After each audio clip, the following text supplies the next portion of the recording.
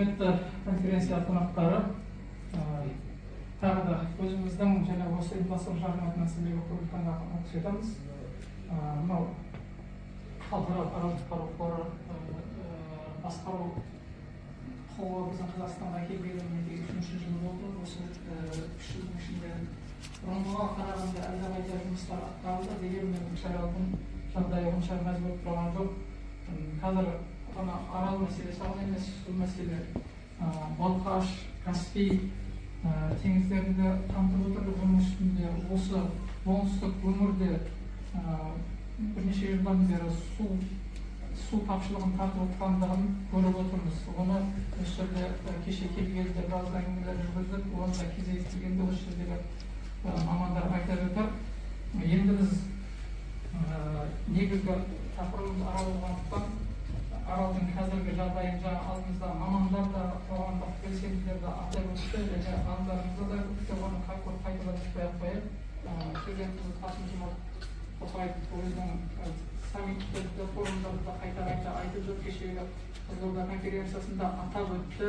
Бұл енді мемлекеттік деңгейде қайта аралды атап өту үлкен жетістік деп есептейміз. Енді ол президенттің айтқаны бөлек, оның айтқан тапсырмаларын, жоспарларын іске асыратын төменгі звенолар деп білеміз. Төменгі звенолар біздің су шаруашылық министрі бар, арал құтқару қоры бар, бірігіп жұмыс істейді деген ойдамыз. Алдағы уақытта енді статистиканы да жаңа беріп жатыр. Статистика өз алдына, бірақ аралға жіберілген судың көбі лимит бойынша жіберуде дегенмен көлдер жүйесі бар, қамбаш көлдер жүйесі бар, Қаракерен көлдер жүйесі бар. Осы екі ортада негізгі аралға қазірге дейін қажетті су түсіп жатқан жоқ. Біз қоғамдық бірлестіктерінде біз ол жақтан үнемі байланыстамыз. Ол жердегі жергілікті мүшелеріміз бар, олар үнемі видео, фото хабарламалар жіберіп отырады. Судың Қаракерен жүйесінде судың азайғандығынан ол жақта жергілікті жерде құдық жоқ. Олардың малы барлығы тек көлден ғана су ішеді. Көлдер биыл тартылған себепті ол жерде әжептәуір қиындықтар болып жатыр. Сырдария сәуір айынан қыркүйекке дейін егіс күшін егінге жібереді. Сырбойының негізгі дақылы қауын, қарбыз және мақта мен күріш. Мақта мен күріш суда тұрып өсетін білесіздер. Бір келі күріш орта есептен 5 тонна ішетін болса, мақта 9 тоннамен ішеді деген мәлімет бар. Қалған уақытта Арал теңізі күздегі сол егіннен қайтқан су ызғырыспен Сырдарияның суын қанағат етеді.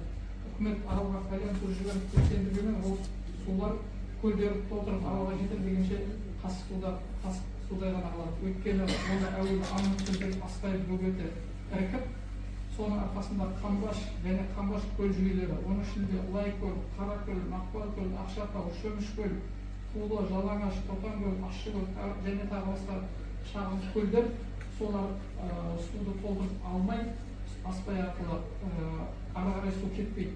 Ал енді осы көлдерге кеткен су миллиардтаған судың есебінен теңізге құйылған болып есептеліп жатыр.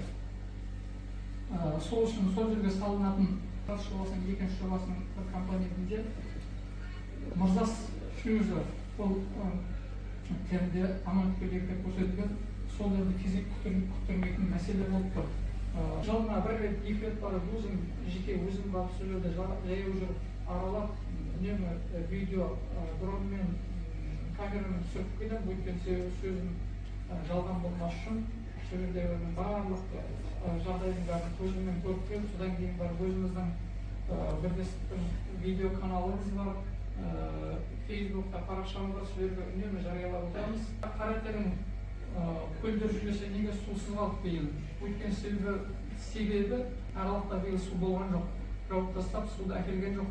Өйткені себебі ол жерде сырлау, жөндеу жұмыстары жүргізілуге тиіс екен. Сол сырлау, жөндеу жұмысы жазда атқарылмай, кеше октябрь, ноябрь, декабрь айларына дейін, декабрьдің аяғына дейін жүргізілгендігі туралы біздің мәліметіміз бар. Неге назар аударылмайды?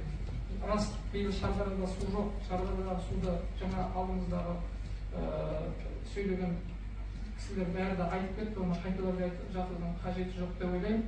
Сондықтан осы мұрдас жүйесіне назар аударуларыңызды сұраймыз. Содан кейін бізде бірнеше жылдан бері аралды құтқару қоры тарапынан және дүниежүзілік банктің қаржыландыруымен Арал теңізінің табанына сексеуіл егу бағдарламасы жүргізіліп жатыр.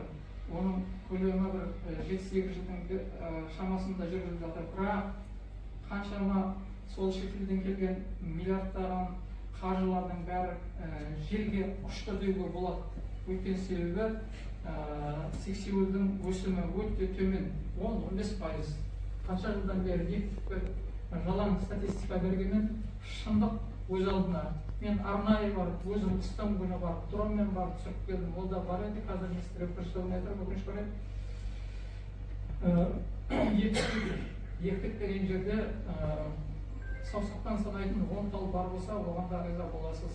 Енді менің ұсынысым, біз өзіміз Арал теңізінің жағасында өскен қазақпыз. Теңіздің жағалауында кезінде жамбыл деген өсімдік болды. Ол көп жылдық өсімдік, бір рет егілсе өзі оған ештеңе керек жоқ, кете береді ары. Қазір мынау сыр бойының жағалай, Қазалы, Жалағаш, Қармақшы, Сырдария, бер жағында Түркістан, барлық жерде қарасаңыз жамбылдың орманы бар, орманы. Оны егудің де керегі жоқ. Мына Арал теңізі кешегі 80-ші жылдар тартылған кезде соның орнына жамбыл басып кетті. Жамбылдан орман болды. Бірақ енді ол қайда дейсіздер ғой. Өкінішке орай кешегі 90-ші жылдары таршылық болған кезде халық соның бәрін отқа жағып жүреді. Әлде де бар. Енді соны айтайын дегенім, сіздер соны назарға алсаңыздар, Арал құтқару қорының өкілі отырған жерде өздерімен де біз жеке меморандумымыз бар, үнемі әртүрлі іс-шаралар өткізіп тұрамыз. Қазір де естеріңізге салып отырмын, осыған назар аударсаңыздар екен деймін. Мына Қытайға қарасаңыз, құмның ортасына қаншама егін егіп, миллиардтап өнім алып жатыр. Жаңа технология, жаңа заманауи технологиямен жасап жатыр. Енді соны өзім естеріңізге сақтап отыратын технологияны тартсақ деген ұсынысымыз бар. Оның үстінде мына сора деген бар, анабис сорасы деген бар, ол наркотикке жатпайды. Әлемде бірнеше елдерде, көптеген елдерде оны пайдаланып жатыр. Кендір, онан өнім, өте көп өнім алды. Оны безопасный продукция деуге болады. Назар аударғандарыңызға рахмет.